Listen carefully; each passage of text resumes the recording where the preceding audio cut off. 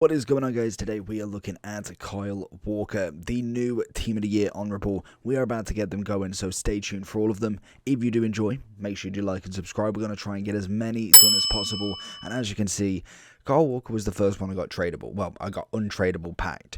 So I already don't like the flares. Team of the Year is now ruined completely, but we still move with them. And honestly, it's nice to be able to get something different other than the 10,000 Volans and a card is, and obviously John Stones more times than I've seen anybody.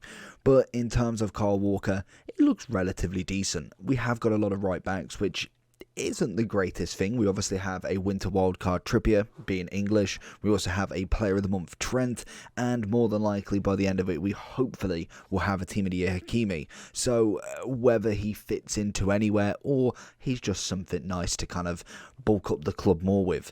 Kyle Walker's coming in at around about 90,000 coins, 106 on the PlayStation and 91 on the PC. He has got 94 pace, 64 shooting, 80 passing, 82 dribbling, 83 defending, and 84 physicality. So you probably could have read that, but anyway, high work rates. He is 6 foot with long throwing, and that is about it for the traits. We have got 94 pace, like I suggested, with sprint speed out of this world, as well as very good acceleration. He's always known for being someone who is very quick, and obviously his dribbling is, again, not necessarily the greatest in the world, and it's very hard to not compare them to Team of the Year, and I think that is going to be the biggest problem with a lot of the not necessarily top rated cards in any promo going forward until Team of the Season. We are going to be comparing them to Team of the Year, and I think somewhat this year, Team of the Year is easier to pack. Not necessarily easy, but easier than last year. Most definitely, in the fact that we've only just got the full team, and I'm already on 3 Team of the Years.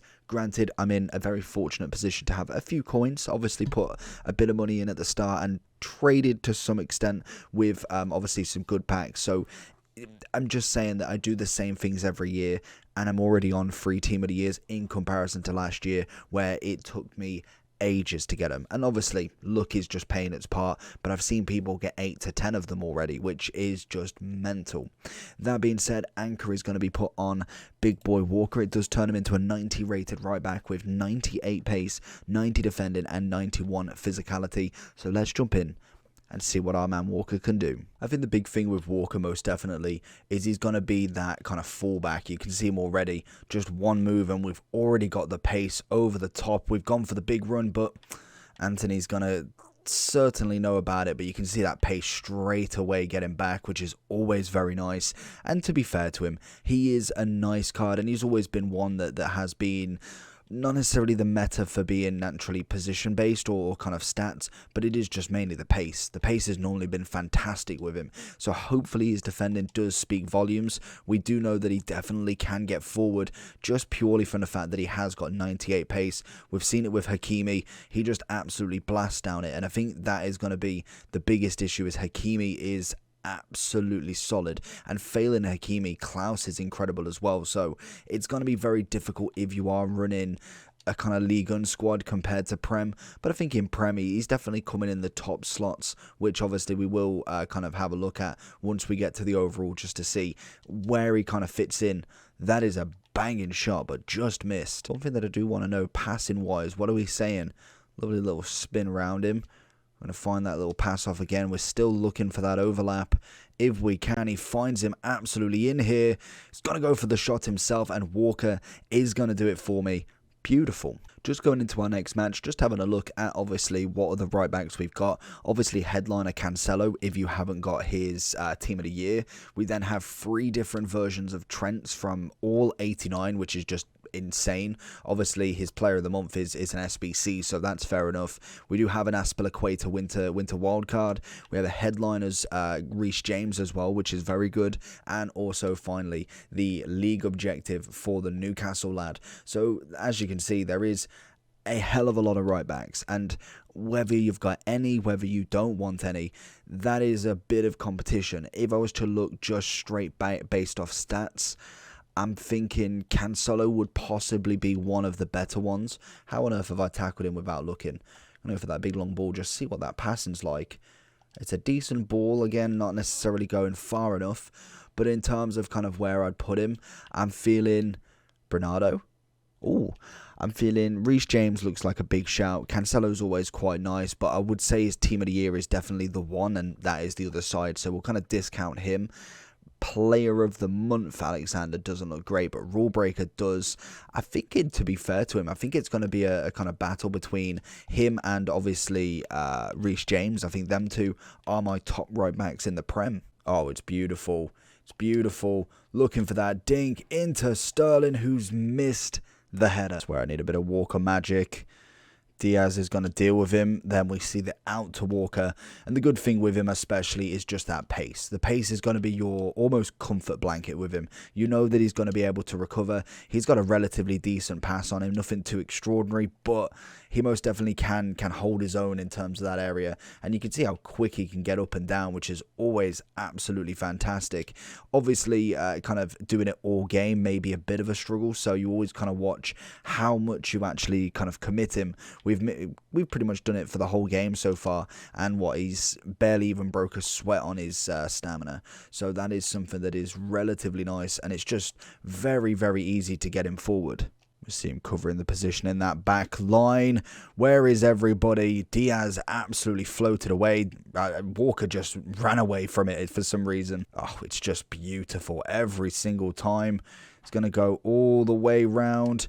Little knock into De Bruyne, and thank you very much, another Walker assist. So if we do go into the overall for Walker, then obviously see price-wise, he's kind of relatively chilling now. There's going to have a little bit of a drop, but I think he's kind of going to just go down a little bit more, probably not heavy amounts, because this is his only kind of special, so you don't have any scope to where his other cards are, whereas a lot of them have an 86 or obviously have an 87 as well. To be fair, that's definitely not unheard of in terms of Trent Alexander-Arnold seems to want to have 389s rather than actually progress upwards. But in terms of Walker, we've not really seen too much about him, to be honest. I think last year we got a showdown version and an inform, but nothing really kind of testing the value there. Obviously the year before was kind of okay. I think it was the footage year where we got actually really nice Walker, but he's never been a card of special cards. It's normally maybe an inform every now and then, but nothing really too tough, nothing spectacular. But he has always been a relatively pacey right back, and he's normally been somebody who you could get at the start of the game and he would hold his own for a bit. This year we've seen Hakimi make that massive jump purely for Kimpembe, Marquinhos, obviously Furland or Theo on the left-hand side, and then obviously Donnarumma in net, and that's personally been my defence for pretty much most of the year until now. So obviously Walker's kind of been put in the shadows a little bit. Centre-backs in terms of Prem have been decent, but I think in terms of Man City centre-backs, until Ruben Diaz kind of came on the scene, we've mainly seen Varane, Virgil, not really anything on Diaz until Team of the Year. And even then, I think with the Varane flashback, SBC Maldini, and then also Marquinhos Team of the Year, you're kind of already questioning whether you need him in the squad, and that again puts Walker in doubt.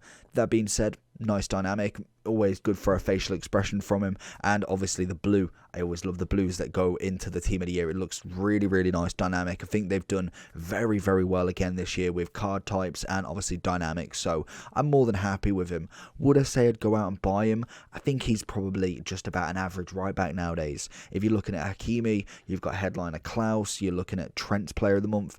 I don't think there's a massive difference. Obviously some have better qualities. Walker's pace wise is very good, again not necessarily as good as Hakimi's, but then he's kind of more of a bigger body type. He's not necessarily somebody who's going to get shoved off the ball, even if with the strength and aggression only being 81 and 86 on the base. I still think he plays better than that. Obviously with the anchor, as you can see, you do get a very good physicality bonus plus a decent amount of defending, and I think he does. He holds his own. Passing's good, dribbling is decent enough. I think the 80 composure is something that really puts me off. Maybe even the week for only being 2, not 3 or 4.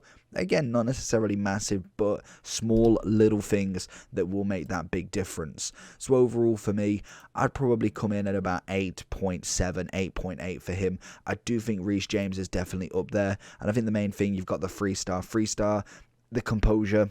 It's another one for him, and I think that is the biggest problem we've got in terms of right backs. Whereas Cancelo, for me, I think he is absolutely quality. It is a shame that he is now on the other side because he's a 4-4, great composure, as you can see. You whack an anchor on him as well, or even a shadow. I think shadow or anchor would work in terms of that pace upgrade. but you're already looking at a 93 right back. That for me is absolutely massive if you don't have the left back version. So overall for Walker, like I say, about an 8.7 to 8.8. Decent card, will come in quite cheap once the kind of packs have been opened, which is always the kind of the best thing ever, but probably more average right back than anything. So let me know down below what you think. Make sure you do like and subscribe, and I'll see you all very shortly for the next one. Peace.